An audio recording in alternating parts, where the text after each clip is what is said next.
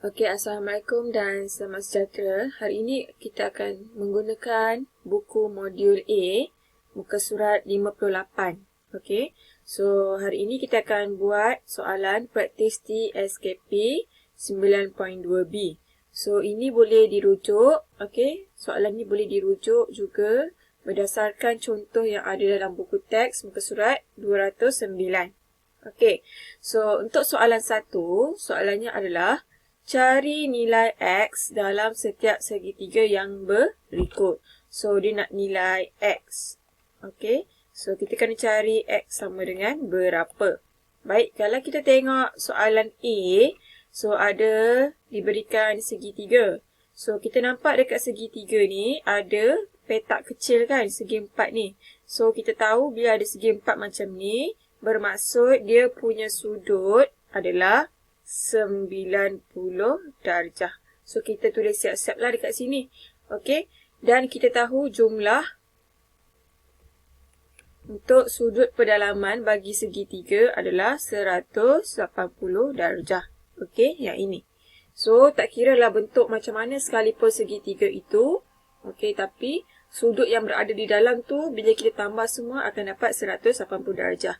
So, untuk soalan A, kita dah diberikan jalan kerja. So, kat sini ditulis 39 tambah 90 tambah X sama dengan 180 darjah. So, 39 tambah 90 awak akan dapat 129 darjah. Okey, so 180 darjah tolak dengan, okey, yang ini akan bawa ke sana. So, maksudnya kat sini kita isi lah 129 darjah.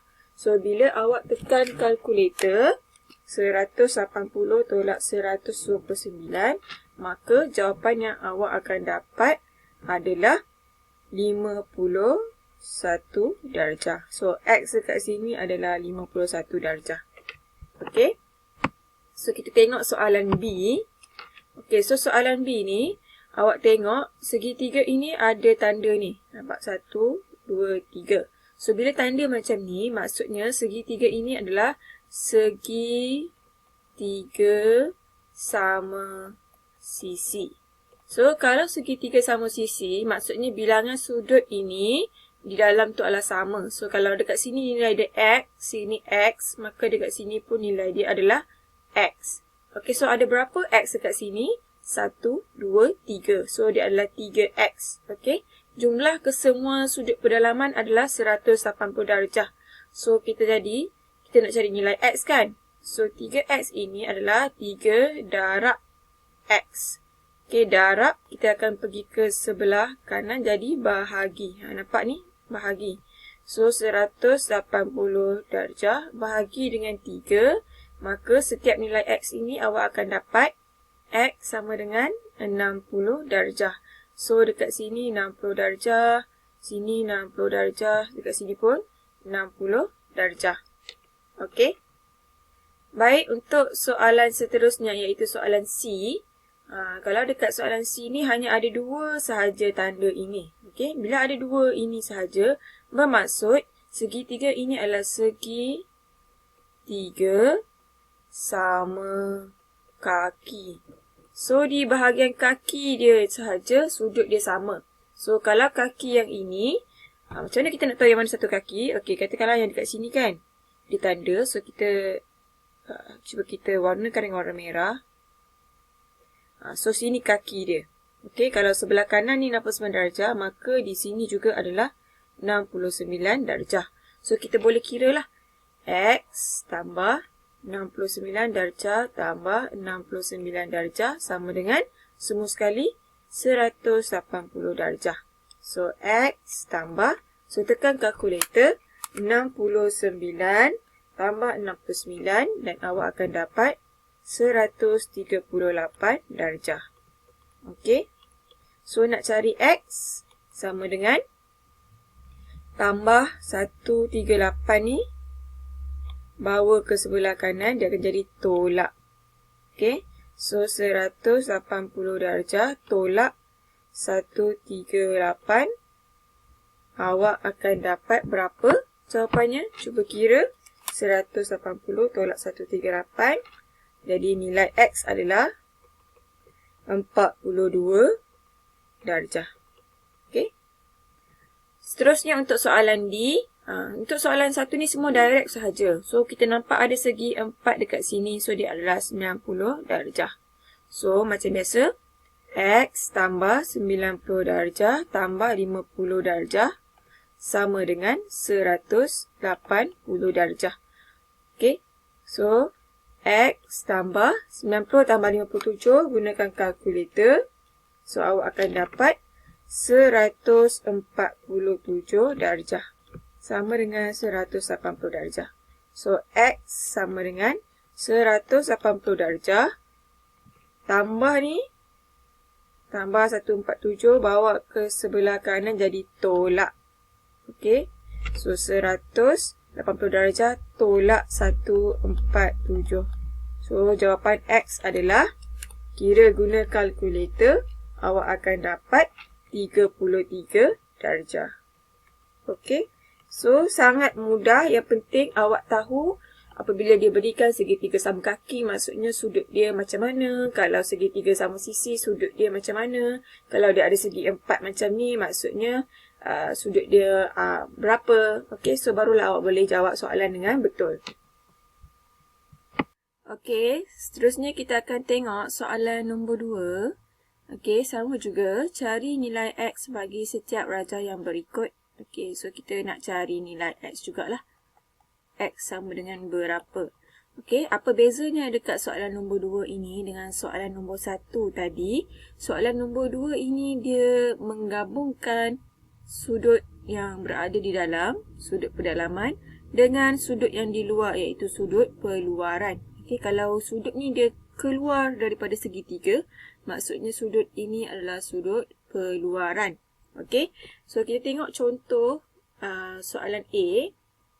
Okey, so ini adalah segitiga sama kaki sebab dia ada tanda macam ni kan. So kalau di sini adalah X, maka di sini juga adalah X. Okey, so kita tak boleh nak cari nilai yang ini. Dengan ini tak boleh carilah sebab kita tak ada apa-apa clue mengenai apa-apa nilai sudut di dalam. Tapi kita cuba tengok dekat sini. Okey. So, cikgu akan highlightkan warna. Gunakan warna oranye. Okey, so yang dekat sini. So, ini adalah garis lurus. Okey. So, kalau cikgu keluarkan, dia akan menjadi seperti ini. Dia adalah satu garis. Kemudian, okey, so yang di luar ini adalah 103 darjah. Manakala yang di dalam ini adalah X. Okey. So, kalau awak tengok dekat sini, sudutnya bertentangan antara satu sama lain. Okey. X ini berada di dalam segitiga. 103 darjah berada di luar. Okey. So, cikgu ada sebut sebelum ini, kalau satu di dalam, satu di luar, maka hasil tambah kedua-duanya akan memberikan jawapan 180 darjah. So, kita tengok dekat sini. X tambah 103 darjah sama dengan 180 darjah. Okey. So, 180 darjah tambah 103 ni kita akan bawa ke sebelah kanan. Tambah akan jadi tolak. Okey, sebab itulah dekat sini tolak. 180 darjah tolak 103 darjah. So, awak tekan kalkulator. 180 tolak 103. Maka awak akan dapat jawapan sama dengan 77 darjah. So, dekat sini X ni adalah 77 darjah. Okey. Ini adalah 77 darjah. So, X yang sebenar, yang ini yang dalam soalan kan. Tapi nilai X adalah sama. Sini X, sini pun X. Maka dekat sini pun 77 darjah. Okey. So, siaplah jawapan bagi soalan A. Okey. Untuk soalan B. Okey. Soalan B, C, D boleh dilihat di dalam modul A. Muka surat 59. Okey, ini adalah dia punya sambungan. Okey, so soalan B, dia bagi segitiga, kemudian ada sudut peluaran, iaitu sudut X. So, kita kena cari nilai X ini berapa. So, sebelum itu kita tengok, segitiga ini adalah segitiga sama sisi. Nampak dia ada simbol ni. So, dia adalah segi. Cikgu tuliskan dekat sini ya. So, nanti senang awak nak buat rujukan. Segitiga sama sisi. Bermaksud nilai yang ada di sini, sini dan sini adalah sama. Okey, so di dalam ini, satu segitiga jumlahnya adalah 180 darjah.